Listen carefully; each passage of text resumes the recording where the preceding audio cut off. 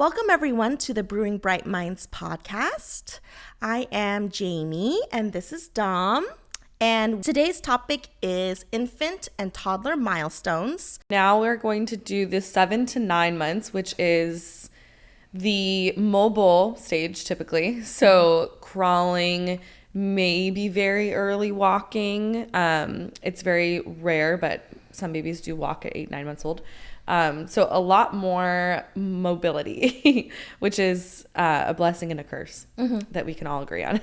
So for motor skills, typically they can sit unassisted, so they don't need the boppy pillow or someone holding them up anymore. They may start crawling. Typically crawling happens between 6 and 9 months. That is kind of the golden time for crawling. They can start drinking out of a cup, so either a straw cup or like a saucer lid. This might be where they're starting to drop some bottles and eat more solid foods. So they can start feeding themselves that solid foods using their fine motor skills. They can actually pick small foods up, or they can hold a small spoon. And then they may start doing what's called cruising, which is when they hold on to a piece of furniture and walk alongside it. So if it's a flat shelf or a couch, they're just walking but also holding on. If it's a round thing, they may be going in circles. So they're pulling themselves up and walking along that furniture. Great. Can you talk more about how, because this was something that was hard for me in just kind of knowing when my kids started sitting up well, we introduced solid foods, but just purely for the experience. Like you said, it might be for sensory. It might be just to train them how to eat with a spoon or with their hands. Because at first they'll eat and just, smash it on their face. And they're learning how to have that pincer grip and how to fit into their mouth. But their nutrition is still relying on their milk. Yes. And so can you explain more about the process of now they're eating a little bit more solid food at this point and they're starting to drop bottles? Yes. So depending on the kind of schedule that a certain child is on, everyone's different. In the newborn phase, they may be drinking 6 to 8, 2 to 4 ounce bottles a day. There's so many different variations and schedules. It all depends on the child and certain needs. But once they get into the 7 to 9 month realm and they are starting to eat more foods, yes, they get most of their nutrients from formula, and they should still be drinking formula or breast milk. But you're also supplementing one of those bottles or 2 of those bottles with food. So they may be drinking a bottle of formula in the morning, and then 2 hours later, instead of having another bottle of formula, they're having a puree. And then 2 hours later, they're having a formula. So you're kind of balancing it. It's not every 2 hours of formula or breast milk. Yes. It's now food and milk together. And so it all depends on each baby's nutritional needs and what the pediatrician recommends and the family and everything. But this is where we start to see when they're, quote unquote, dropping a bottle, is when they are supplementing one of those bottles with solid foods. Great, because I think a lot of parents have anxiety over that a little bit. And these are signs that your baby's growing up. Yeah, and it's also important because if you feed them too much formula and breast milk and too much food at the same time, that's when they could become overweight or sick. They may be throwing up. When I was an infant teacher one time, we had fed a really big lunch to a baby and then had a bottle like 30 minutes later, and he threw it up everywhere because, it's just too much. So it's that supplementing of something. Yes. And it is scary, and it is like you're holding on to that bottle for as long as you can. I think that's where it's important to trust your child's teacher if they're in daycare, or your child's nanny, or just kind of letting go on your own, Yes. And it's listening. it's not overnight. No, not at all. And that's the thing, is you're introducing solids during this time, and once they're getting comfortable eating and they actually enjoy it, they'll actually start to drop the bottle themselves. Like they won't drink the milk anymore. They won't, they'll throw the bottle or whatever. We just recently had an infant in our infant room who completely stopped drinking bottles and eating those little pouches because they just wanted food. And they are telling us, Yeah. and so that's amazing that they are telling us they are ready. Yep, absolutely.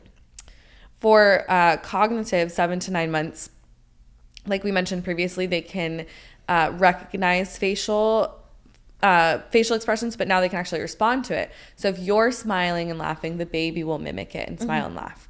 If you make an angry face, they might try to mimic it and make an angry face. So they're responding and reacting to those facial expressions. They can also identify certain photos. So they can look at a photo of a dog and they might say dog, or they might say the sound that an animal makes. This is pretty early, but it does happen 7 to 9 months. You see this more in the 10 to 12 month area, but it all depends on each child. And then, like we mentioned previously, they can understand cause and effect. So this is where they're sitting in their high chair and they're dropping their spoon and bowl and laughing about it. And mom and dad are like getting so frustrated that they're dropping things. But they're understanding that if they're holding an object and they drop it, it is going to drop. They're going to think it's funny. Mom and dad will scramble. Yes. So they understand cause and effect. Socially and emotionally, like I just said, they can respond to facial expressions, but they also enjoy seeing it. They enjoy seeing other faces, and they also enjoy seeing their own. So they get really excited when they see themselves in the mirror, or they might wonder, what am I looking at? And then this is where we start to see an increase of separation anxiety. So your baby may have been super happy to go to any stranger between 4 to 6 months, but now they're a little bit more reluctant. So there's just a little bit of an increase. They can start to wave. So they can say hello or goodbye. Really, it's just waving, but some may say have a different wave for each one. And then this goes hand in hand with the increased separation anxiety. They may prefer one caregiver over the other. So this is not something to take personal, but they may prefer mom one day and dad one day. They may stop crying when older sister picks up, but they may not stop crying if older brother picks up. They have a preference, and this changes constantly. So not something to take personal, but it does happen. Or if they're super attached to a certain teacher one week and then the next week they're attached to another, they're just learning different caregivers and different styles, which is super cute. And then in their language category, they can actually use and understand simple sign language. So sign language is something that they learn, right? So over time, they'll learn that, this means milk or this means please, and they'll start to use them, and they'll understand that if I do this, then I'm going to get more of something if they don't have that verbal language, which sometimes they may not at this age. And I think that's important for parents to know that they can start doing sign language very early on, because even if they cannot mimic what you're doing the thousands of times that you're doing it, since they are 3 months, more milk, you know what I mean? Then when they're able to have the fine motor and the dexterity to do it, their brain has made the connection, and now physically they can do it, and it'll come earlier. Yes. So when you're showing them different faces, facial expressions, then you are verbally explaining, I'm happy, I'm mad, and the baby can mimic you, but they have the language that goes along with it. Again, building those connections so that when they are developmentally ready, they can do it too. Yeah, absolutely. They can also understand very simple sentences at this time. So like you just said, saying, I am happy, that's a very simple sentence. And they can understand that. And that also comes with reading lots of books. And then they can usually point to objects and name them. It may be a different sound or word than the actual word, but they're pointing to a certain object and they are saying, something. I had a child once who really loved pointing at the microwave in the classroom, and he would point to it and he would say, So he knew that it was, he knew that it was a microwave, but of course he couldn't say it. But every single day he would point to it and say, So that was interesting. Yes. So that's exciting, because for parents, if you hear that and see that, that's language skills. That to me, that counts as a word, because they are consistently giving meaning to that sound and using it correctly. So that's so exciting because they're communicating all the time. So now we are moving on to 10 to 12 months. This, depending on who you're talking to, could be the last stage of infant, and then you're moving into toddler. It all depends on, like I said, who you're talking to, the state that you're in. It's also different. So we did the infant milestones up until 12 months, and then we'd move into the toddler. But some people may consider an infant all the way up until 2 years. So just keep that in mind. And I think that's just because it gives them like more time and grace for them to possibly follow these milestones. And it's also 0 to 12 months. There's a different milestone for, like, you're seeing every month. Every month is so different. But then 12 to 24 is not as much. It's like they're doing the same things for a few months. And then they're doing a little bit more. It's not as rapid. So that's kind of where it comes from. And also the 12-month mark is when typically they're not drinking bottles, they're not using binkies, they're not crawling. So typically that's when the toddler years start. But again, it all depends on who you're talking to and what you're talking about. Yes. And I think to us, I mean, you and I battle this all the time. From what we see and how the kids develop, and even in terms of their needs, once they start hitting about 12 months or maybe even like 14 months, their needs are completely different. And to us, then we kind of see them as a toddler. Like, there you go.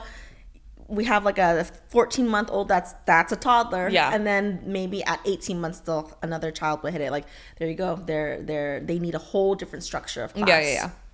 Okay, so from 10 to 12 months, your baby may be walking unassisted. So now they are hands-free, not holding on to anything, balancing and walking. And very, very fun. They can get on and off the furniture quite quickly, quite skillfully.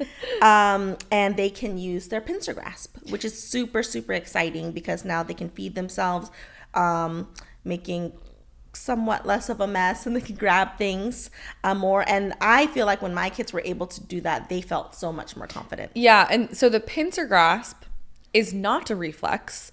It is something that they pick up and learn, that they use for the rest of their life. I mean, even we still use our pincer grasp, right? It's a little more second nature to us. The palmar grasp, which is where you put something in their hand and they scrunch over it. This is where they grow out of that. So they don't have the palmar grasp anymore at 12 months. That reflex is gone, but they do have the pincer grasp. Cognitively, they move along to rhythm, so they're dancing a lot. They have favorite books. They're wanting to read the same book with you 10,000 times. Do it. They love it. Read it over and over and over again. That is developing their language skills. That's having them love reading with you. You're looking at pictures, you're making connections. The repetition of it is so, so beneficial. They can understand the word no. And so that is a whole new realm of what you're going to have to deal with your child, but they understand. They do. And they may seem like they don't, but they understand. If they're climbing on the couch and mom says no, they will either continue climbing on, but they did hear that they're not supposed to do that. Or they will get off. Totally depends on the child. So we are really starting to set boundaries and teaching them boundaries. And parents, you're learning how to be consistent with setting those boundaries. And then they can follow where an adult points. So the tracking is really, really key. Socially and emotionally, they are playing more with you. They will offer toys to you now, which is kind of like inviting you to play with them. And if they don't want to play with you, then they'll show fear and maybe feel uncomfortable with you. And they love new environments. So it's a really fun age to take them on errands and take them to places because they're just fascinated and they love being in new environments. Language wise, they may have a word bank of about 5 words. And again, words can be sign language, words can be sounds, gestures, even That when they're they using are consistently. Yes, they're using consistently to mean something, the same meaning every time. Which could also include animal sounds and single word sentences like go or oh no or uh oh. And of course, they are able to show frustration Yes. a lot more They are now. very independent. Yes. So if they cannot do something or open something or get something, they will show that frustration.